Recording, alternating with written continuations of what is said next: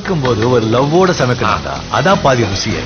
வெங்காயம் நறுக்கும்போது கூட ரசிச்சு நறுக்கணும், லவ்வோட. வணக்கம்ங்க, வெல்கம் டு இல்லாஸ் சமையல். இன்னைக்கு நம்ம பார்க்க போற டிஷ் வான்கோழி பெரட்டல். அந்த வான்கோழி எப்படி பெரட்டுறது, அதுக்கு என்னென்ன பண்ணி வச்சுருக்குன்றதை சொல்லிடுறேன். இது வந்து ஒரு 1/2 கிலோ இருக்கும் வான்கோழி. அது வந்து நம்ம வேக வச்சுருக்கோம். இது ஆட்டுக்கறி மாதிரி தான் வேக வச்சு செஞ்சால் தான் நல்லாயிருக்கும். நம்ம சாதாரணமாக செஞ்சால் சீக்கிரம் வேகாது. அது நல்லா உப்பு, மஞ்சள், கொஞ்சம் இஞ்சி பூண்டு பேஸ்ட்டு போட்டு வேக வச்சு சின்ன சின்ன பீஸாக கட் பண்ணி வச்சுருக்கிறேன். அதுக்கு 3 பெரிய வெங்காயம் சின்னதாக கட் பண்ணி வச்சுருக்கேன். 3 பச்சை மிளகா 2ஆக உடச்சி வச்சுருக்கேன். தாளிக்க கொஞ்சம் கருவேப்பிலை, பட்டை துண்டு 4, கல்பாசி 3 ஏலக்காய், 6 கிராம்பு, ஒரு பிரிஞ்சி இலை. இதுக்கு மசாலா வந்து 1 ஸ்பூன் மிளகாத்தூள், 1 ஸ்பூன் மல்லித்தூள், கொஞ்சம் கரம் மசாலா, 1/2 ஸ்பூன் மஞ்சள் தூள், 1 ஸ்பூன் மிளகுத்தூள், 1 ஸ்பூன் ஜீரகத்தூள். இது வந்து நம்ம அந்த வேக வச்ச தண்ணி நம்ம கடைசியாக சேர்த்துக்கிறதுக்கு தண்ணிக்கு பதிலாக. வாங்க எப்படி செய்கிறதுன்னு பார்க்கலாம். பாருங்கள், ஒரு கடாய் அடுப்பில் வச்சுட்டேன். அதில் வந்து இந்த கரண்டியில் 2.5 கரண்டி எண்ணெய் சேர்த்துருக்குறேன். கொஞ்சம் எண்ணெய் நிறையா இருந்தால் நல்லாயிருக்கும். இந்த பட்டை, கிராம்பு, லவங்கம், ஏலக்காய் இதெல்லாம் போட்டுக்குவேன். கருவேப்பிலையும் சேர்த்து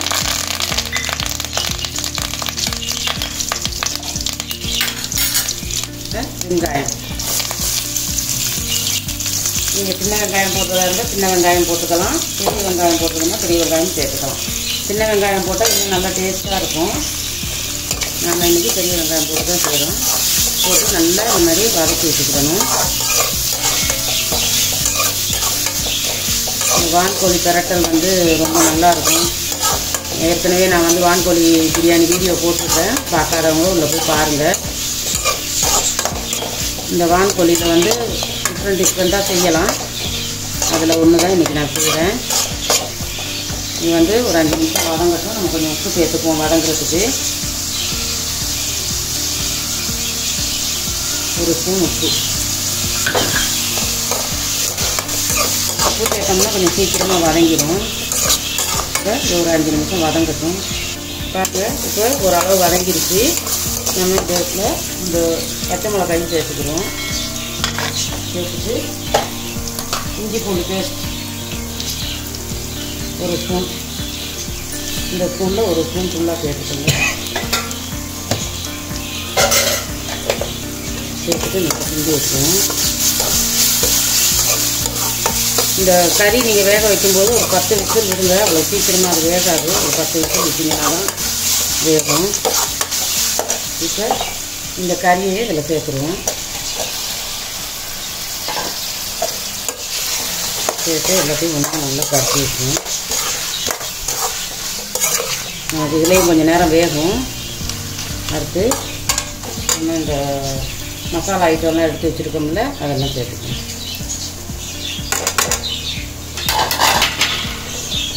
சேர்த்துட்டு நல்லா இந்த மாதிரி மிக்ஸ் பண்ணி வச்சுங்க. இப்போ செஞ்சுட்டு நீங்கள் ஒரு ரசமோ ஒரு மோர் குழம்போ அந்த மாதிரி வச்சுக்கிட்டால் கூட நல்லாயிருக்கும் தொட்டுக்கிறதுக்கு. திரட்டி விட்டுட்டு இப்போ நம்ம தண்ணிக்கு பதிலாக இந்த வேக வச்ச தண்ணி, அதில் சத்தெல்லாம் இறங்கியிருக்கும், இதை நம்ம சேர்த்துக்கணும்.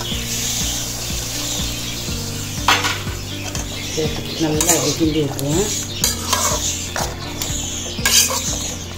தண்ணி பத்தாது, நான் இன்னும் கொஞ்சம் தண்ணி சேர்த்துக்கிற போகிறேன்.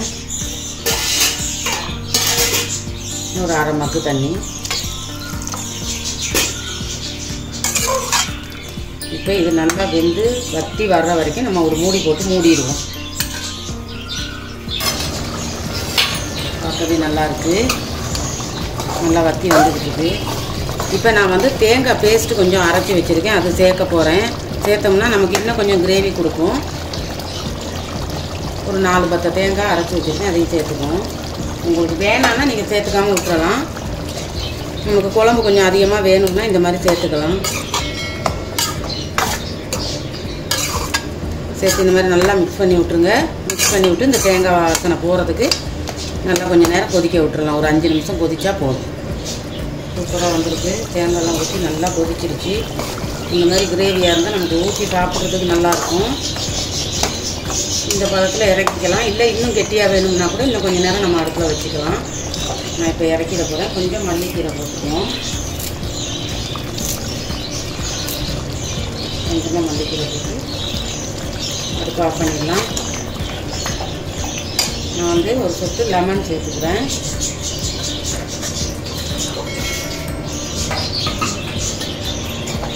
சேர்த்து இந்த மாதிரி கிண்டி விட்டுங்க. அவ்வளோதான் சார், வான்கோழி பெரட்டல் ரெடி.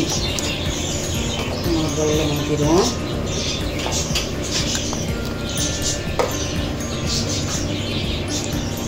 இப்போ சூப்பரான சுவையான ஒரு வான்கோழி பெரட்டல் ரெடி ஆயிடுச்சு. எப்படி செய்கிறதுன்னு பார்த்துருப்பீங்க. நீங்களும் இதே மாதிரி ட்ரை பண்ணி பாருங்கள். ரொம்ப நல்லாயிருக்கும், டேஸ்ட்டாக இருக்கும். பார்த்துட்டு எங்களுக்கு கமெண்ட் செக்ஷனில் சொல்லுங்கள். எங்கள் சேனலுக்கு இல்லா சமையலுக்கு சப்போர்ட் பண்ணுங்கள், சப்ஸ்கிரைப் பண்ணுங்கள். இதோட நல்ல ஒரு வீடியோட சந்திக்கலாம். ஓகே, பாய். சமைக்கும் போது ஒரு லவ்வோட சமைக்கணும்டா, அதான் பாதி ருசியே. வெங்காயம் நறுக்கும் போது கூட ரசிச்சு நறுக்கணும், லவ்வோட.